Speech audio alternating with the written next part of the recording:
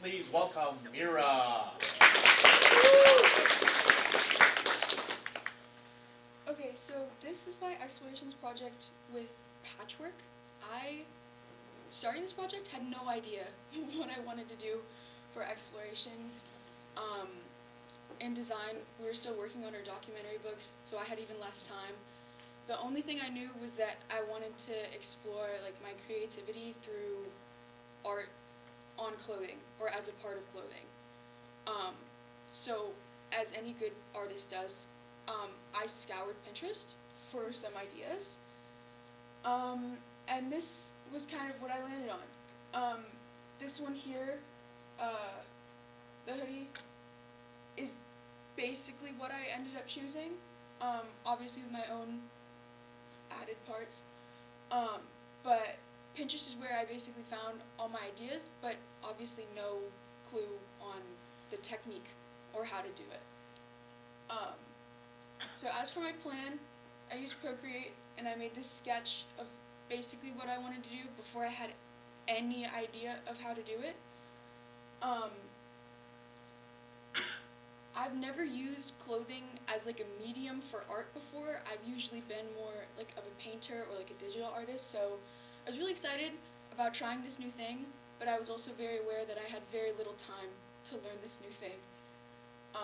And I knew that I enjoyed sewing as a kid when I used to play around with it, so I figured it'd be fun to go back to.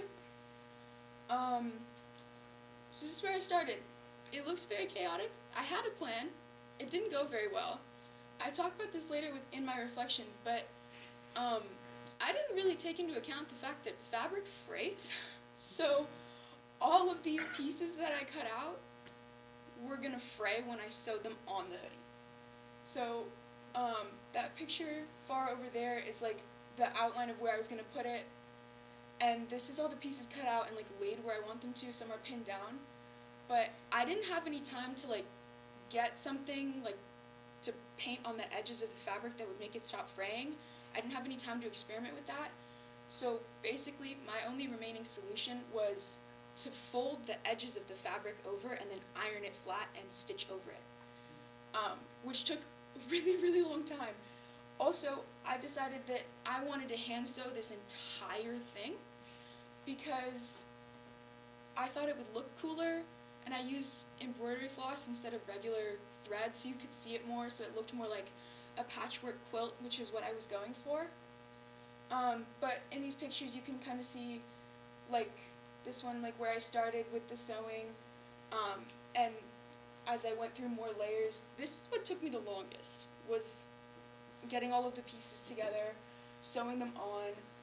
I really didn't anticipate how long hand sewing this entire thing would be. You would think, knowing that I already didn't have that much time, I would kind of consider that. I didn't.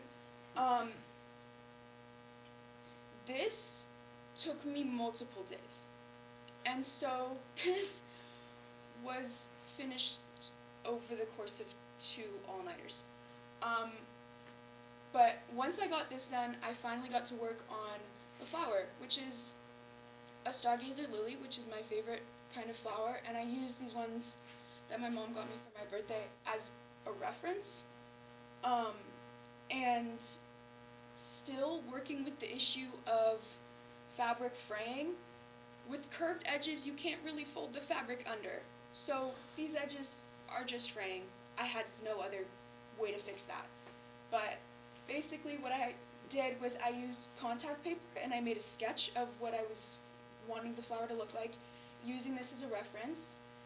And then it's kind of hard to tell, but basically I drew the sketch on harder, and then my fabric was thin enough where if I put it over my sketch, I could just barely see the lines, and then I used like a chalk pencil kind of, and I sketched over it to get the pieces that I wanted here. So this is the darker sketch, and this is the sketch of like the dark pink that's on the bottom 3 petals here. And then this was it laid out where I wanted it to be on my background, along with the stem that I sewed in. The process of figuring out how I wanted to make the actual petals themselves look like this like gradient kind of look was really difficult. I didn't have that much time. The entire flower was done last night. Originally I wanted to layer multiple layers of like light pink to darker pink to create that ombre effect, but not only did I not have time, that's also a lot of layers of fabric, and the needle was already getting really stuck because in some areas on this, there's like 3 or 4 patches sewn on top of each other, and then 2 or 3 layers of the flower on top of that. So that probably wouldn't have worked either way. But I settled on this, and I was able to kind of like tack it down with some small stitches, and then my final here, I have all of my stitches going around, and I added the little like stamen thing that sticks out. And then here, these pictures are just kind of close-ups of some of the stitching that I did, because I really hope you can see that, because it took a really long time. And then for my reflection, I already kind of talked about this, but I really should have been thinking about the fraying more. That probably took up most of the time, figuring out how to fix that. Like I said, the flower is kind of fraying, so we'll see how that holds up. But I also didn't think of how long it would take to hand sew everything and how much fabric I would have to be stabbing through with the needle. My fingers hurt a lot. I stabbed myself a lot. But as far as the positives for this project, I learned how better to work with fabric, which I really enjoyed because that was my main goal. And I learned that I do actually enjoy sewing, just maybe not with this short of a time crunch. And I want to further explore that in the future. Thank you. Any questions? Oh, and this is the finished hoodie.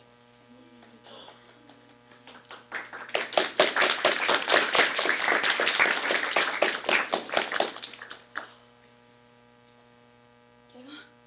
I'm so proud of you. Like, Thank you. I've been seeing like your like the day's journey that this has taken, and like you have been working like tirelessly at this, like literally every moment, and like it looks so beautiful and so well put together. I'm really proud of you. Thank you. Thank you. Mishka? I think the design is beautiful, and like you're such a meticulous artist, so like I'm like knows that it also makes me so proud. I like honestly want that. But I was wondering for like the actual patches, where'd you get the fabric from? Did you go out and buy new fabric? So it just happened that I had all the fabric I needed to at home, which was great. I didn't have to go on a shopping trip.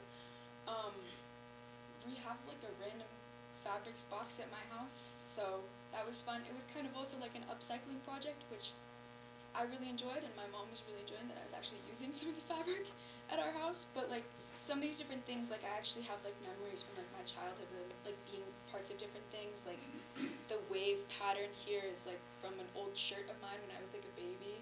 So yeah, I have them all at home. Were the 2 all-nighters worth it?